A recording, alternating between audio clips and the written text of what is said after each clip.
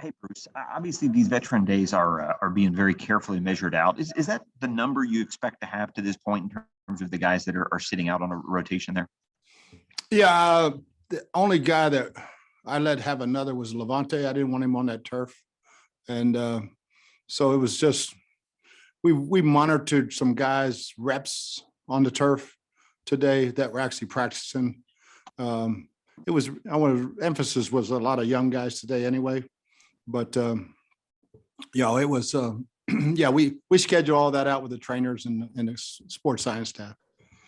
Thanks, Bruce. Next question will come from Scott Reynolds.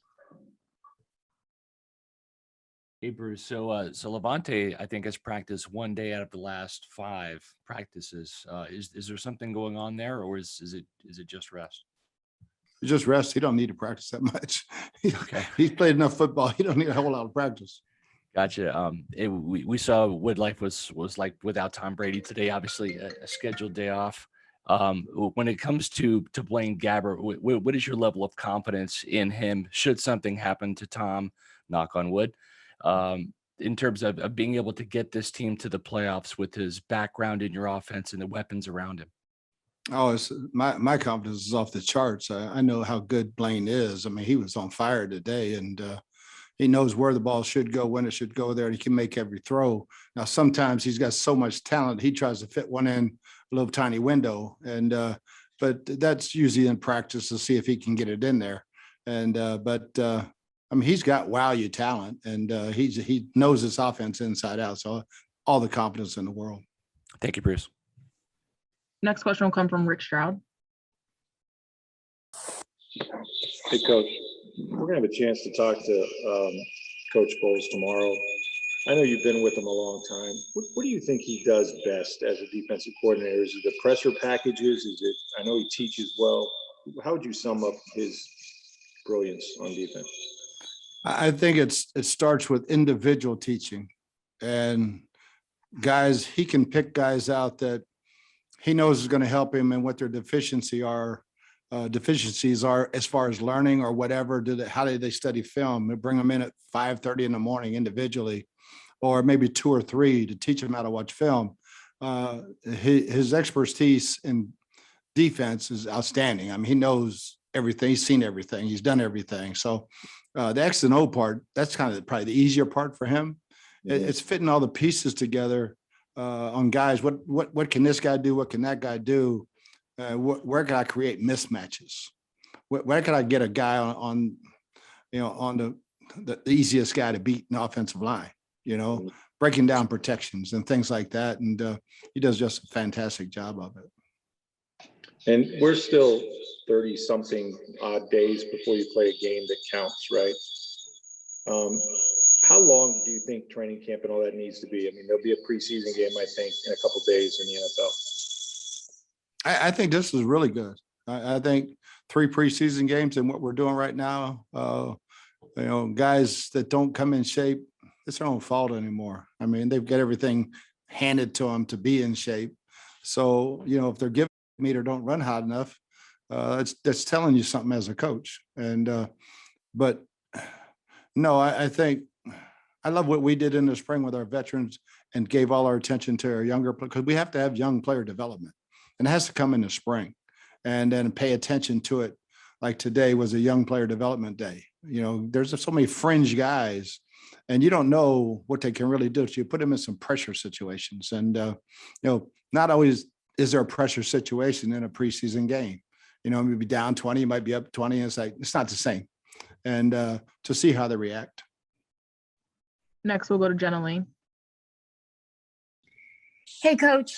I know that you gave Tom the day off for his birthday. I didn't know if you guys had anything else you planned on doing, like singing him happy birthday or anything like that. No, just a couple of guys said happy birthday, and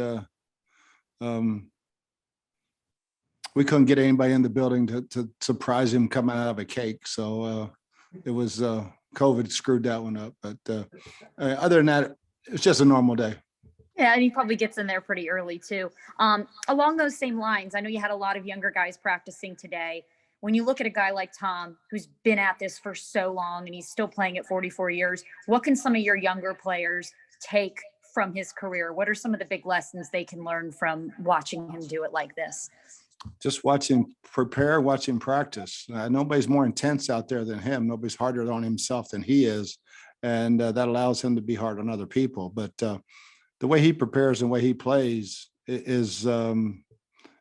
should be the shining light for all young players to watch and get guided by. Next, we'll go to Greg Allman. Hey, Bruce, your depth at receiver, obviously those guys have tough odds ahead of them, but of the bottom half, of the bottom six or so, who's shown you the most so far in camp? Well, I like where Jalen is. I think he's making good process, young guy. Travis Johnson's getting open.